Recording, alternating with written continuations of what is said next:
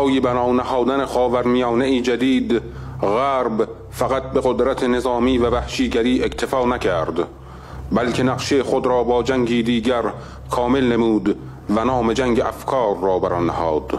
در این جنگ دولت‌های غربی برای به دست آوردن رهبری جهان به رقابت پرداختند تا به وسیله آن دیدگاه خاص خودشان را بر جهانیان تحمیل کنند. لوئیس پاول از اولین کسانی بود که پایه‌های فکری جنگ افکار را در اوایل دهه 70 میلادی بنا نهاد. سپس ویلیام کروز جهت به کارگیری این اصول اقدام نمود. 27 مارس سال 2003 هنگام آغاز جنگ عراق، دونالد رامسفلد وزیر جنگ آمریکا برای روزنامه واشنگتن پست بیان کرد که وارد جنگ افکار می‌شویم، همان گونه که به جنگ نظامی می‌پردازیم و ایمان کامل داریم که افکار ما بی‌نظیر است. معاون او نیز با صراحت اعلام کرد که نبرد ما نبرد افکار و اندیشه هاست و برای اینکه در جنگ علیه تروریسم پیروز شویم ضروری است که ابتدا در جنگ افکار پیروز شویم. قلب‌ها، عقل‌ها و دلارها و ایجاد طیفی از مسلمانان میانه‌رو، اینها معادله جنگ افکار و قدرت نرم آن برای مواجهه با جهان اسلام است. جنگ افکار آنچه که جریان‌های اسلامی تندرو یا میانه‌رو نامیده میشوند را مورد هدف قرار نمیدهد، بلکه خود اسلام را مورد هدف قرار میدهد. پس لازم است از داخل به اسلام نفوذ و آن را رام کرد و جایگزین‌های حلقه به گوشی برایش قرار داد و این نام‌ها را بر آن نهاد: اسلام شیعی، اسلام صوفی، اسلام لیبرالی و یا اسلام متمدن، با رهبران فکری و رسانه‌ای که وابسته به خودشانند. این جنگ فکری نبردی همه جانبه است که هدف از آن وابسته شدن به تمدن غرب و بردگی فرهنگی مسلمانان است. تنوع سلاح این جنگ به تنوع تعداد کشورها و جریانهای فکری آنهاست. رسانه، مراکز پژوهشی، اقتصاد، فرهنگ، قانون، سازمانهای بین المللی و نیروی نظامی. مراکز پژوهش یکی از مهمترین ابزارهای تصمیم سازی در دنیای غرب است. این مراکز بزرگترین عامل اثرگذار بر سیاست‌های داخلی و خارجی آمریکاست. 5000 مرکز علمی پژوهشی در جهان، 1800 مرکز در ایالات متحده، 425 مرکز در چین، 1200 مرکز در اروپا. در این مراکز قوی‌ترین مؤسسه‌ها جهت عرضه دیدگاه‌ها و پیشنهادهایشان در منطقه به رقابت می‌پردازند و از برجسته‌ترین آن مراکز در آمریکا مؤسسه بروکینز است، مؤسسه‌ای که در آن 300 پژوهشگر و کارمند مشغول به کارند و بودجه سالانه آن بالغ بر 40 میلیون دلار برآورد می‌شود. مؤسسه کارنگی برای صلح جهانی، مرکز مطالعات استراتژیک و بین المللی، مرکز ترقی آمریکایی، مؤسسه راند، مؤسسه‌ای که در سال 2002 گزارشی پیرامون اسلام مدنی و اسلام دموکراتیک منتشر کرد، گزارشی که مسلمانان را به بنیادگرایان، سنتگرایان، نوگراها و سکولارها تقسیم بندی می‌کند. این مؤسسه در سال 2007 طرحی برای ایجاد طیف‌هایی از مسلمانان میانه‌رو ارائه داد، طیف‌هایی که حامل اسلام آمریکایی و متمایل به افکار غربی باشند، اسلامی که قابلیت شکلگیری مداوم بر حسب داده‌های فکری و سیاسی را داشته باشد و در ضمن این طرح تعریف اعتدال از دیدگاه آمریکا ذکر شده است.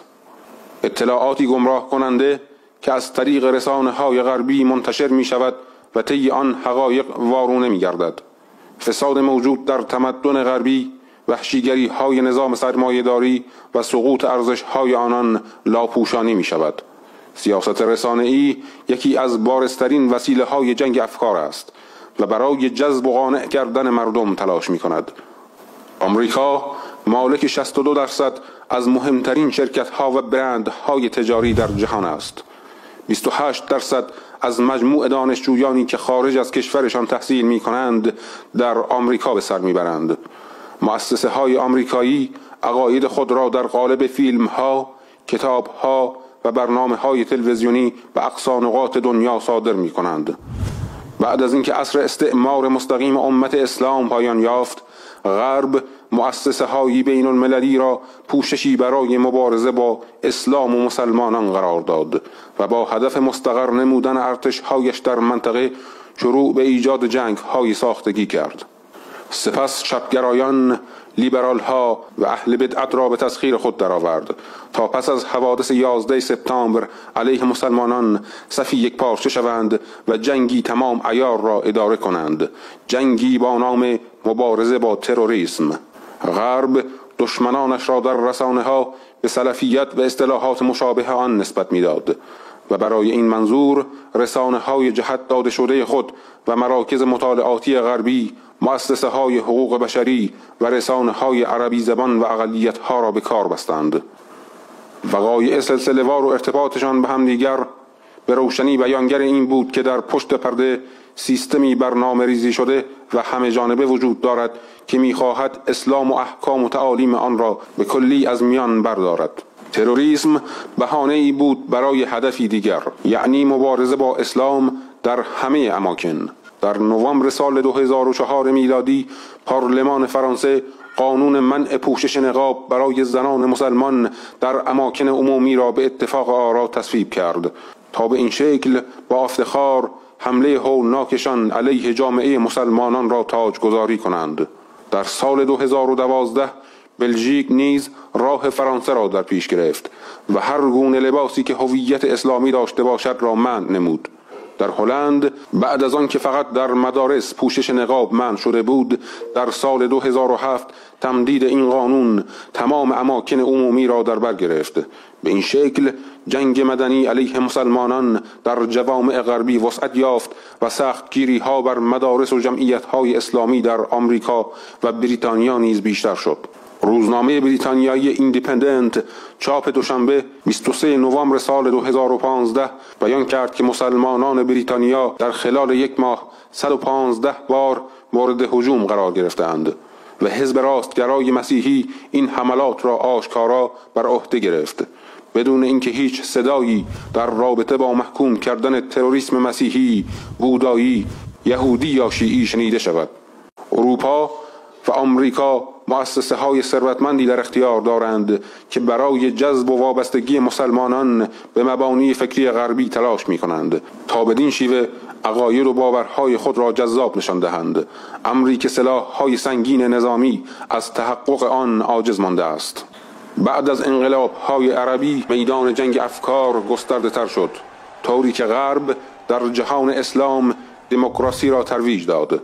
اما بعد از اینکه ملت‌های منطقه خواهان استقلال فکری و فرهنگی خود شدند، غرب علیه آنان موضع گرفت و در نتیجه فضایی به وجود آمد که در آن جنگ افکار گسترش یافت و نبرد تمدن‌ها شکل گرفت و جوانان این امت که به هویت و ریشه‌های تمدن خیش افتخار می‌کنند، پاسدارانی حقیقی هستند که دلها و فکرها را از ذلت وابستگی و باطلاق‌های بردگی فکری نجات می‌دهند.